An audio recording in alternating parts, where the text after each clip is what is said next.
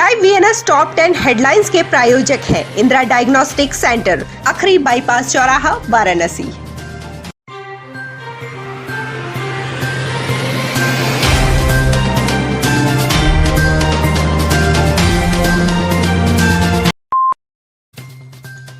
वाराणसी में शुक्रवार को कोरोना के 5 नए मामले सामने आए हैं। बीते 24 घंटे में किसी भी कोरोना मरीज की मौत नहीं हुई है।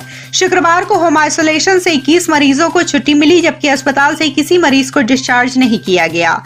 अब तक 82,143 कोरोना पॉजिटिव मरीज वाराणसी में मिल चुके हैं, जिनमें से 81,187 लोग स्वस्थ हो चुके हैं, जबकि एक्टिव केसों की संख्या 185 है। शहर में इन दिनों चेन स्नैचिंग की घटनाओं में तेजी से इजाफा हुआ है। सबसे ज्यादा मामले भेलूपुर सर्कल में सामने आ रहे हैं। यहां शुक्रवार को एक बार फिर चेन स्नैचरों ने दुस्साहसिक घटना को अंजाम दे दिया है। मनबड़ हो चुके चेन स्नैचरों ने बेखौफ तरीके से घटना को अंजाम देते हुए संकट मोचन मंदिर से दर्शन कर लौट रही महिला की सोने की सिकड़ी नोचकर भाग निकले। बता दें कि 2 दिन पहले ही लंका थाना क्षेत्र के नेवादा इलाके में भी पेट्रोल पंप के पास एक महिला की चेन छिनैती हो चुकी है। लंका थाना क्षेत्र के लोटूबीर में पुलिस व बदमाशों के बीच मुठभेड़ में 2 बदमाश घायल हुए हैं। पुलिस कमिश्नर ए सतीश गणेश के अनुसार शहर में हुई चेन छिनैती की वारदातों में इनके शामिल होने की संभावना है। वाराणसी कमिश्नरेट पुलिस और क्राइम ब्रांच काफी दिनों से इनके पीछे लगी हुई थी। दोनों बदमाश संतोष रावत और पवन कुमार प्रयागराज में भी लूट के दर्जनों मामलों में वांछित हैं। लोटूबीर इलाके में पुलिस द्वारा इन्हें रोकने पर दोनों ने पुलिस टीम पर फायरिंग की। जवाबी फायरिंग में दोनों बदमाशों को पैर में गोली लगी है। घायल अवस्था में दोनों को अस्पताल में भर्ती कराया गया है।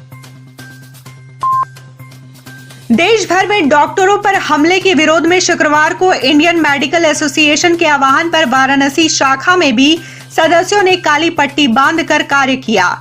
IMA वाराणसी शाखा के सचिव डॉक्टर RN सिंह ने कहा कि संक्रमण का डर भूल चिकित्सकों ने पूरे मनोयोग से संक्रमित मरीजों की सेवा की।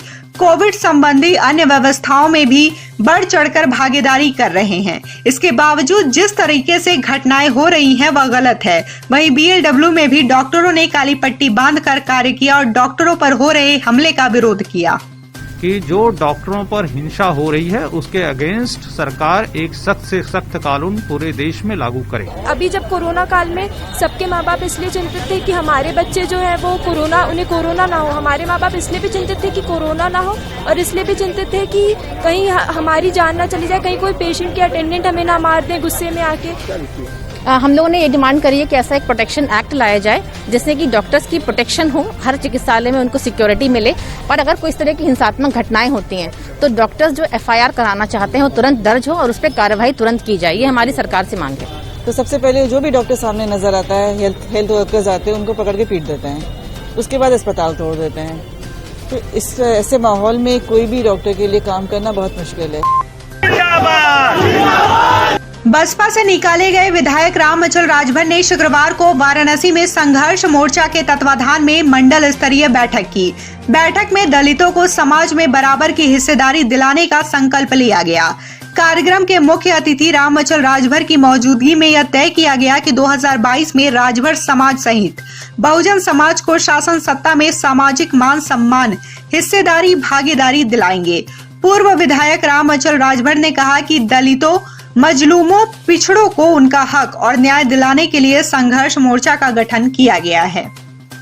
पार्टी ने मुझे निष्कासित कर दिया, लेकिन मैं इस मूवमेंट को बढ़ाने के लिए मानवर कांसीराम, हमारे जो संतों गुरुओं महापुरुषों का सपना था, जो मूवमेंट था, मिशन था, हम इस संघर्ष के माध्यम से जन जन तक पहुंचाने का काम करेंगे और पिछड़ा, दलित, मुस्लिम के साथ साथ राजभर समाज को भी अग्रणी भूमिका में रखकर हम इस मूवमेंट को आगे बढ़ाने का काम करेंगे। देखिए, अभी तो मैं पूरे प्रदेश में घूमकर मैंने पहले बताया कि अपने शुभचिंतकों से, प्रबुद्ध लोगों से राय मशविरा करके हमें क्या फैसला लेना है समाज के हित में, पिछड़ा, दलित, वंचित, मुस्लिम के हित में, हम वो कदम उठाएंगे। कोरोना टीकाकरण में तेजी से प्रयास में शासन प्रशासन जुटा हुआ है। इसके तहत चंदौली जिले में अब टीका लगवाने के लिए घर घर बुलावा पर्ची भेजने की योजना बनाई गई है। इस पर टीकाकरण की तिथि और स्थान दोनों अंकित होगा। अधिकारियों का मानना है कि इस पहल से टीकाकरण में तेजी आएगी। सरकार ने 1 जुलाई से प्रदेश में हर रोज 10 लाख लोगों के टीकाकरण की योजना बनाई है। इसको सफल बनाने के लिए प्रत्येक जिलों में पायलट प्रोजेक्ट के रूप में ब्लॉकों का चयन किया जा रहा है। वहीं मोबिलाइजेशन टीमों का गठन किया गया है।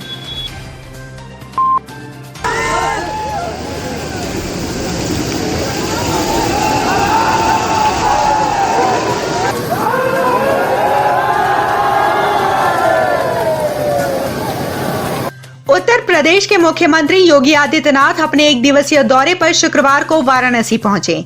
यहां उन्होंने अपने गोद लिए जयकरण शर्मा राजकीय सामुदायिक स्वास्थ्य केंद्र हाथी बाजार का निरीक्षण किया। लगभग 7 एकड़ क्षेत्रफल के इस सामुदायिक स्वास्थ्य केंद्र से आसपास के क्षेत्रों के लगभग 3 लाख की आबादी के लोगों को चिकित्सा स्वास्थ्य सुविधाएं मुहैया कराई जाती है। वर्तमान में सामुदायिक स्वास्थ्य केंद्र पर 30 बेड का 24 घंटे चिकित्सा सुविधा संचालित है। उन्होंने अस्पताल परिसर में ही खाली पड़े स्थान पर लगभग 53.46 लाख की लागत से भूतल सहित 2 मंजिला 30 बेड के भवन निर्माण कार्य के लेआउट का अवलोकन किया एवं स्थल का मुआयना भी किया।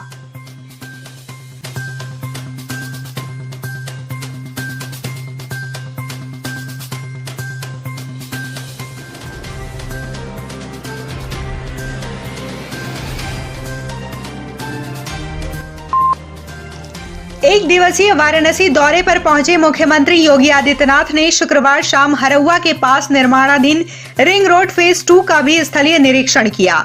इस दौरान उन्होंने अधिकारियों को तय समय सीमा फरवरी 2022 तक इस महत्वाकांक्षी परियोजना को पूरा कराए जाने का निर्देश दिया।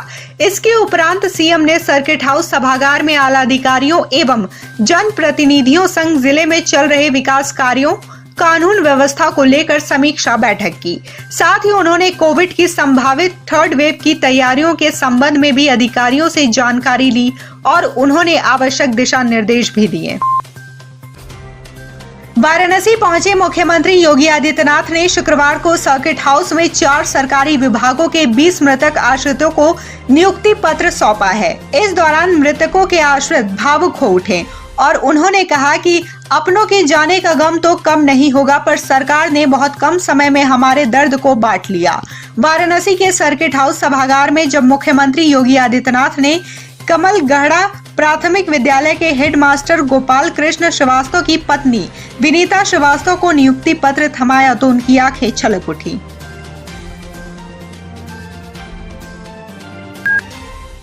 एक दिवसीय दौरे पर वाराणसी पहुंचे मुख्यमंत्री योगी आदित्यनाथ शुक्रवार शाम भारत और जापान के सहयोग से सिगरा में बनकर तैयार रुद्राक्ष कन्वेंशन सेंटर का निरीक्षण करने पहुंचे। 186 करोड़ रुपए की लागत से बनकर तैयार इस कन्वेंशन सेंटर का उद्घाटन जल्द ही प्रधानमंत्री नरेंद्र मोदी और जापान के पीएम योशिहिदे सुगा संयुक्त रूप से कर सकते हैं। सीएम योगी यहां से सीधे श्री काशी विश्वनाथ मंदिर पहुंचे, जहां दर्शन पूजन के उपरांत मुख्यमंत्री ने विश्वनाथ कॉरिडोर का निरीक्षण किया। निरीक्षण के बाद मुख्यमंत्री बाबतपुर एयरपोर्ट के लिए रवाना हो गए।